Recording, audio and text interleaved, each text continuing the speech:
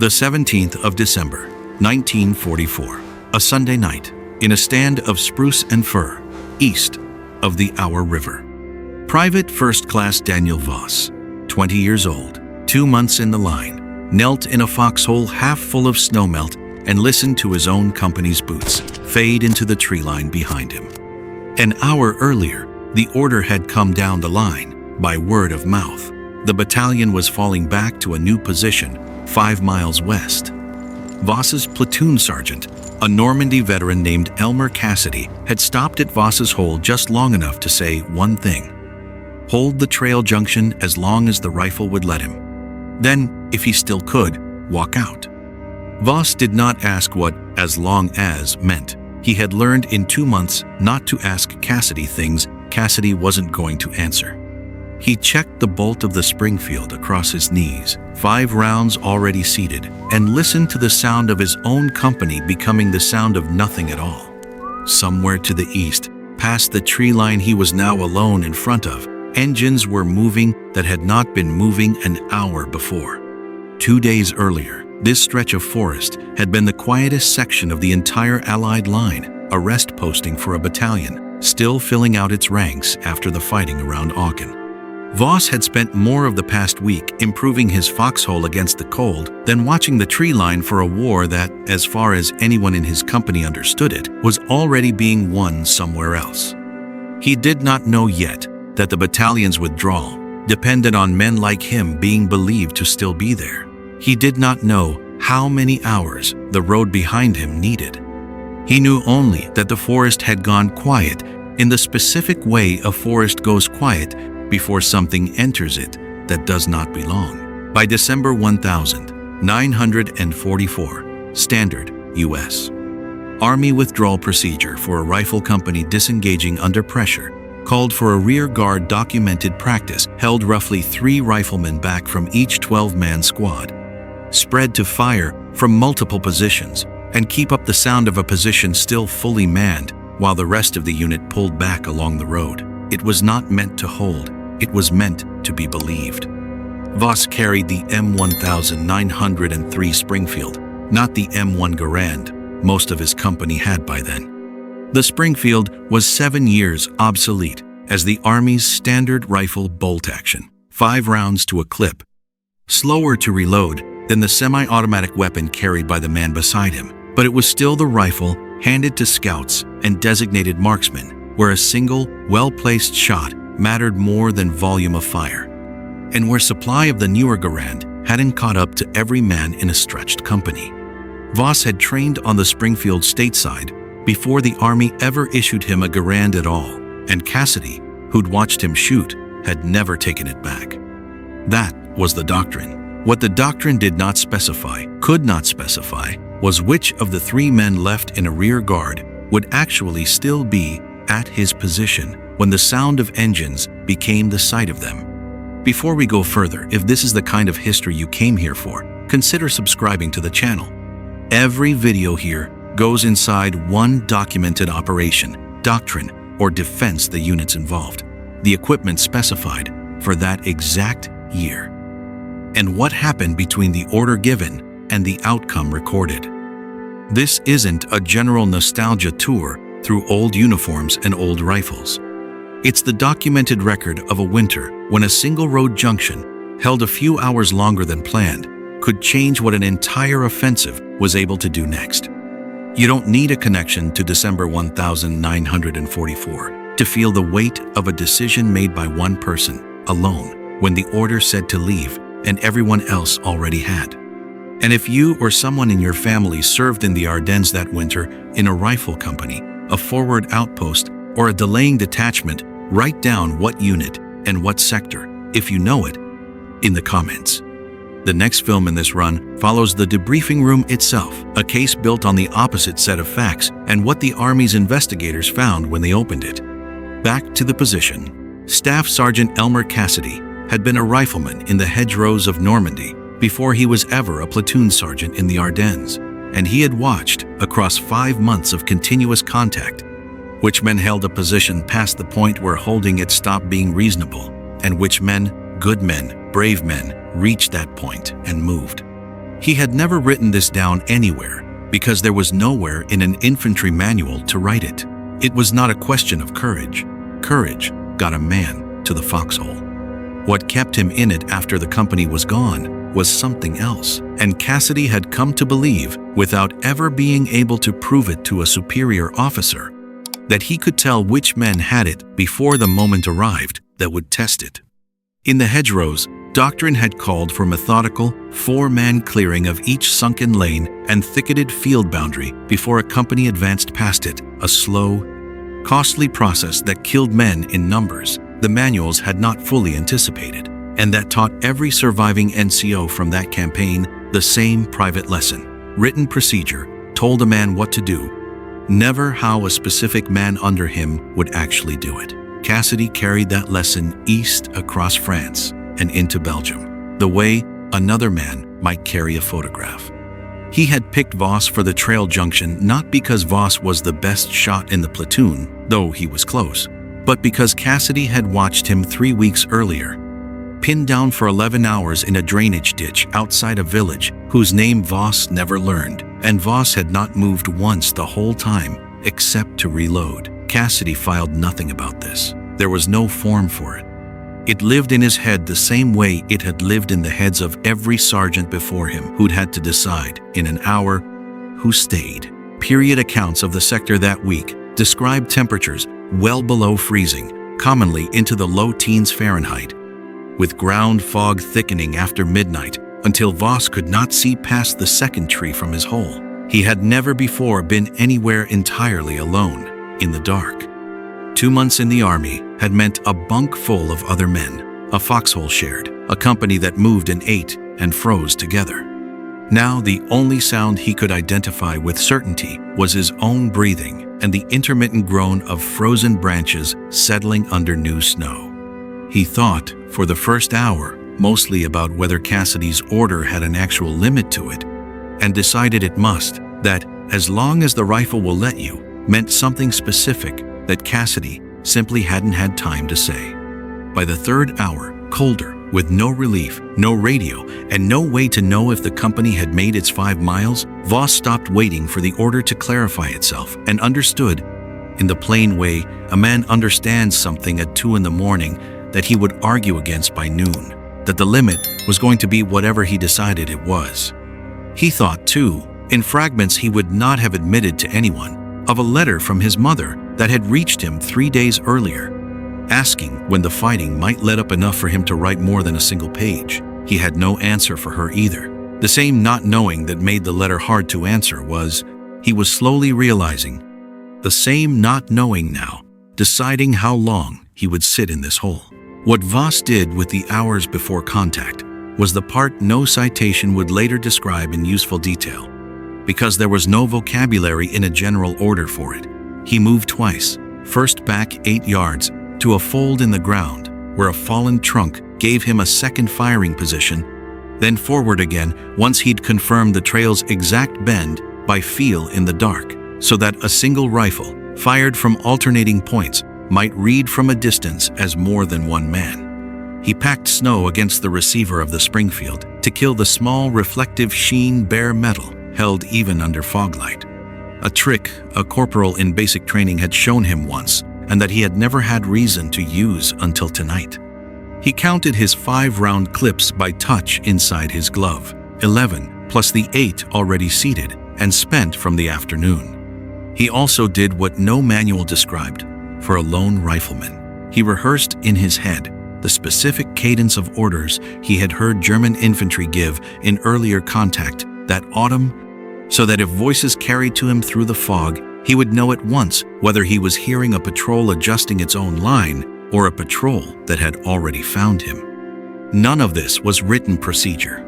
It was the accumulated, unofficial knowledge of a rifleman who had listened in 2 months to men who had done this longer, the same way Cassidy had listened, in Normandy, to men who came before him. The doctrine told him to hold the junction. It did not tell him how a single man makes a junction sound held. Before you can understand why a single trail junction east of the Our River mattered to anyone above a company commander, you need to understand what the road network of the Ardennes meant to the German plan launched 2 days earlier.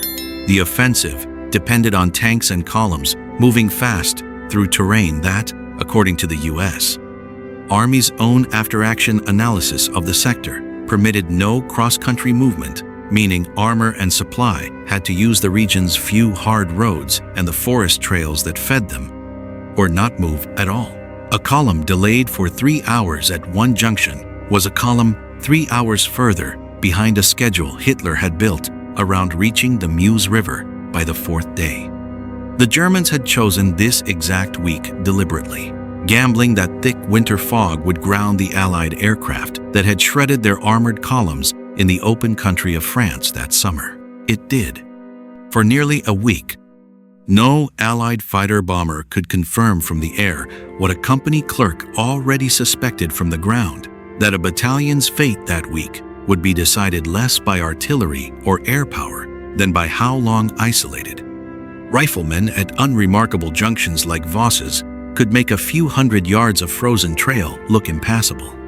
Voss's company was one of dozens of American units that same week, thinly spread across a 75 to 85-mile front that the Allied High Command had judged too difficult and too quiet to need reinforcing. The Germans had judged it exactly the opposite, difficult enough that no one would expect an armored offensive to try to move through it. Both judgments turned out to depend, in the days that followed, on how long individual trail junctions like the one behind Voss's foxhole could be made to look occupied. The fog thinned near dawn, enough for Voss to see movement before he heard it, a file of infantry, 12 or more, moving down the trail at the deliberate pace of men who did not expect resistance, followed at a distance by the low engine note of at least one armored vehicle he could not yet see through the trees. He let the first 4 men pass his first position without firing, the way Cassidy had once described doing in a hedgerow outside Saint-Lô, because 4 men who kept walking told him nothing, and 4 men who stopped told him everything he needed about whether they'd have artillery support close behind. He fired on the 5th man from the first position 3 rounds before the return fire found the trees near him, then moved in the dark and the noise to the 2nd position 8 yards back and fired 4 more, spaced to sound like a different rifle from a different angle. The infantry file stopped. It did not advance for 11 minutes, by Voss's later account, though he had no way to time it accurately at the moment, and he had no way of knowing that 11 minutes was, that week, worth more to the men behind him than any medal the army would eventually decide to attach to it. The cold had done something to the sound of his own rifle that he had not anticipated. The report seemed to hang in the freezing air longer than it had on the range back in Georgia, as if the forest itself were reluctant to let the sound go. He noticed this only afterward. In the same distant way, he noticed his hands were no longer shaking. Voss was carried on his battalion's morning report as unaccounted for, one line among several dozen men whose status the company clerk could not yet confirm in the confusion of a withdrawal conducted at night under fire. Unaccounted for was not the same administrative category as missing in action, and it was not the same as killed. And the distinction mattered to the clerk filling out the form for reasons that had nothing to do with Voss personally. It determined which board would eventually review his case and on what timeline if he did not turn up. When Voss did turn up, walking west along a logging road with an empty rifle and a torn field jacket, the debrief that followed was not a court-martial, but it was still a formal process with its own logic, one that existed independent of what had actually happened in the trees. An operations officer needed a coherent timeline. What time contact began, how many rounds fired, how many enemy encountered, how long the position held. Voss did not have an accurate answer to any of these to the precision the report wanted. He had an accurate answer to none of the things the report was not designed to ask. To understand why that debrief mattered as an institution and not just as paperwork, you need to understand what that same winter was doing to the Army's tolerance for the gap between an order and a man's actual choice under fire. Private Eddie Slovic, convicted of desertion that same season, would become the only American soldier executed for the offense since the Civil War, a documented case that made clear the Army was, in December 1944, actively enforcing the line between an order followed and an order refused in both directions. Voss's case sat on the other side of that line, but the same institutional machinery that judged Slovic's failure to hold a position had to formally account for Voss's decision to hold one longer than instructed. Without authorization, past the point his sergeant's order had technically specified, no regulation described what to do with a soldier who disobeyed by staying. The report the operations officer eventually filed did not use the word disobedience. It used the word initiative. Both words described the same set of facts. Only one of them was going to appear in Voss's file. Slovic's case would not be finally resolved until the following month, when Eisenhower himself confirmed the sentence, a decision made, like the recommendation forming in Voss's own file, by an officer weighing a single set of facts against everything the war that winter needed the Army's discipline to still mean. The two cases would never sit in the same room together. They belonged, nonetheless, to the same institutional winter. What actually determined which word went in the file was not the operations officer's formal debrief, but a private conversation the company commander had with Cassidy 2 days later, standing outside a farmhouse being used as a command post. Cassidy told him what he had told no one else, that he had picked Voss for that position specifically on the strength of 11 hours in a drainage ditch 3 weeks earlier that existed nowhere in writing, and that whatever Voss had done at the trail junction was not luck. The captain had no way to verify this. He had only Cassidy's 13 months of continuous combat judgment weighed against a clerk's incomplete morning report and an operations officer's incomplete timeline. He wrote the recommendation the way Cassidy described it, not the way the paperwork technically supported it. This was, in its own small way, the same kind of unrecorded professional judgment that had put Voss at that junction in the first place, an officer deciding, based on nothing he could formally cite, to trust one sergeant's unwritten read of one soldier over every form the Army had actually built to make that determination. It was not a decision the captain would have described, if asked, as anything other than routine paperwork. But routine paperwork, multiplied across every company in the division that winter, was quietly deciding which of that winter's unrecorded judgment calls would become the official record of what had happened in the Ardennes, and which would simply be lived with privately by the men who had made them. Zoom out from Voss's single trail junction to the broader northern and central Ardennes that week, and the pattern repeats at every scale the Army's own histories describe. The 99th Infantry Division fell back to Elsenborn Ridge on December 19 and held there with the battle-hardened 2nd Infantry Division, in a stand later credited with forcing the German offensive's main effort onto slower, less favorable roads to the south. At Streetvith, a communications hub sitting on 5 highways and 3 rail lines, a defense mounted by remnants of the 106th Division and elements of the 7th Armored Division immobilized the enemy's armor and supply columns on roads too narrow and too jammed to allow any movement around the holdup, buying the wider American line time to bring reinforcements forward. Further south, the encircled defenders of Bastogne, spearheaded by the 101st Airborne Division and the armor and engineers gathered inside the town's perimeter, held an even more critical road hub through days of complete encirclement, in a stand that became the most publicized action of the entire battle.